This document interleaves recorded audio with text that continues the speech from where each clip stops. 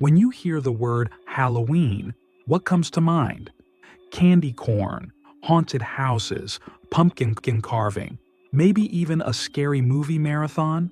Halloween is full of fun and fright, but behind every ghostly costume and glowing jack-o'-lantern is a story that stretches back thousands of years. Let's take a journey through time to uncover the real origins of Halloween. You'll be surprised at what we find. Let's rewind the clock to over 2,000 years ago, back to ancient Celtic lands, modern-day Ireland, the UK, and northern France. For the Celts, November 1st marked the start of a new year and the end of the harvest season, which meant winter was coming. Winter was a dark, cold time, often associated with death. To honor this transition, they held a festival called Samhain. Samhain was more than just a festival. It was a mystical time when the boundary between the living and the dead was said to disappear. The Celts believed that on October 31st, spirits of the dead could return to Earth, roaming the streets and fields. So, to keep these spirits at bay, people left offerings like food and wine outside their doors. After all, who wants a ghost haunting their home? But it wasn't just offerings. People also wore masks and costumes to disguise themselves as fellow spirits, hoping to avoid any trouble with these otherworldly visitors. Sound familiar? This ancient tradition is one of the earliest origins of dressing up on Halloween. As Christianity spread across Europe, it started blending with local customs. By the 8th century, Pope Gregory III designated November 1st as All Saints' Day, a day to honor saints and martyrs. They called it All Hallows' Day, and the night before, October 31st, became known as All Hallows' Eve, which eventually morphed into Halloween. But the idea of Halloween being all about costumes and candy wasn't quite there yet. Let's jump forward a bit to medieval Britain, where a new tradition took root, something called souling. In medieval times, November 2nd became All Souls' Day, a time to remember and pray for the departed. And on this day, the poor would go door to door, asking for soul cakes, small pastries filled with spices and dried fruits.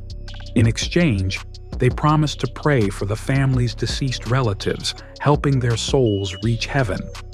This practice was known as souling, and it was the beginning of Halloween's tradition of going door to door. Now, there was also another Halloween tradition called guising.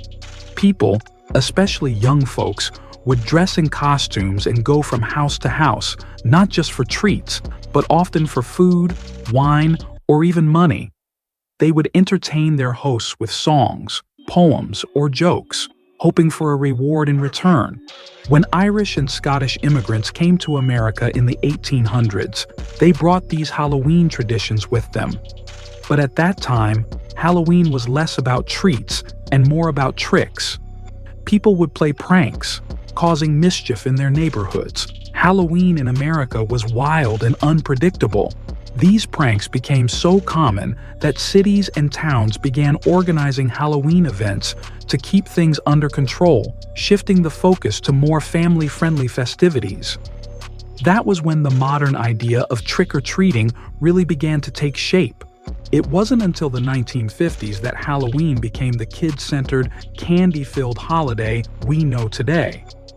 Candy companies saw an opportunity and jumped on board, encouraging families to hand out sweets instead of treats like coins or homemade goodies. Trick-or-treating became all about the candy. But where did all the other classic Halloween traditions come from? Take pumpkin carving, for example. Originally, the Irish carved turnips to ward off a spirit named Stingy Jack. When they arrived in America, they found pumpkins more abundant and easier to carve, and so the jack-o'-lantern was born. The story of Stingy Jack tells of a man who tricked the devil and was denied both heaven and hell. Instead, he was cursed to roam the earth with only a burning coal inside a carved-out turnip to light his way. This is where the jack-o'-lantern tradition comes from, a spooky light to scare off wandering spirits. And the costumes we wear today. Originally, people dressed as ghosts or other frightening figures to avoid being recognized by real spirits. But in the early 20th century, costumes started reflecting popular culture, from classic monsters like vampires and witches to superheroes and famous characters. Halloween's transformation reflects how our society has evolved. What started as a night of spiritual reverence and fear became a celebration of fun, creativity, and community. And now, it's one of the most popular holidays in the world. Halloween has also inspired similar festivals worldwide. In Mexico, Dia de los Muertos, or the Day of the Dead, is celebrated to honor deceased loved ones. In the UK, Guy Fawkes Night on November 5th involves bonfires and fireworks. Each culture has its unique way of honoring the spirits and the cycle of life and death. So next time you're trick-or-treating, carving a pumpkin, or telling ghost stories, remember, Halloween isn't just about the costumes and candy. It's a holiday rooted in ancient traditions, shaped by centuries of change, and celebrated differently across cultures. Halloween is about embracing the spooky, the strange, and the unknown. Thanks for joining us on this journey through Halloween history.